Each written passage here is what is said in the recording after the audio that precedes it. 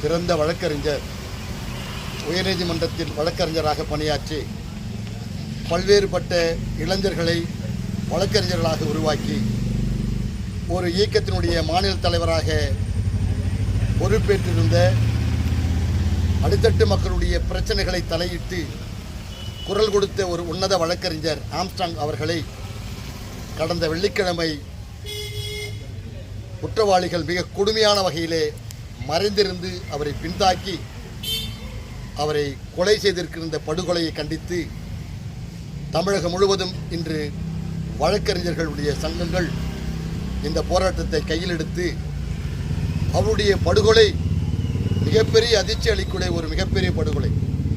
அரசியல் மட்டமாக இருந்தாலும் வழக்கறிஞர்களாக இருந்தாலும் நியாயத்தை கேட்கிறவர்களுக்கு, மக்களுக்காக போராடுபவர்களுக்கு இதுதான் தண்டனை என்று எதிரிகளால், குற்றவாளிகளால் எடுத்து சொல்லுகிற வகையில் இந்த சமுதாயத்திற்கு ஒரு கேடும் ஒரு எச்சரிக்கையும் கொடுக்கிற வகையில் இந்த செயல் இருப்பதை வழக்கறிஞர் என்ற வகையிலும் நாங்கள் மிக கடுமையாக கண்டிக்கிறோம்.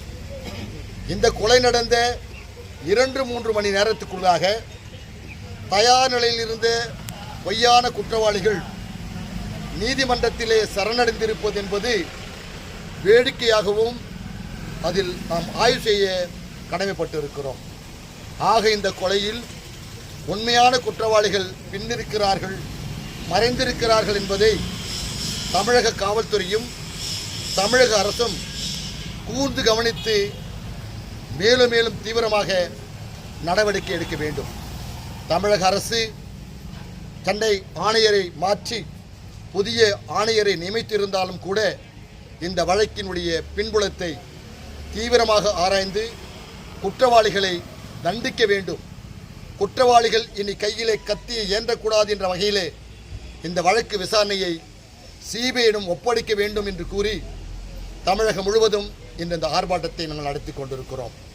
அது மாத்திரமல்லாமல் தமிழகத்தில் இருக்க கும்மிடிப்பூண்டி வழக்கறிஞர் சங்கம் நாங்கள் இந்த வழக்கில் படுகொலை செய்யப்பட்ட எந்த வழக்கறிஞர்களை படுகொலை செய்கிற குற்றத்தில் ஈடுபடுகிற குற்றவாளிகளுக்கு நாங்கள் ஆஜராக மாட்டோம் என்று இந்த நல்ல தருணத்தில் சொல்லிக்கொள்ள கடமைப்பட்டிருக்கிறோம்.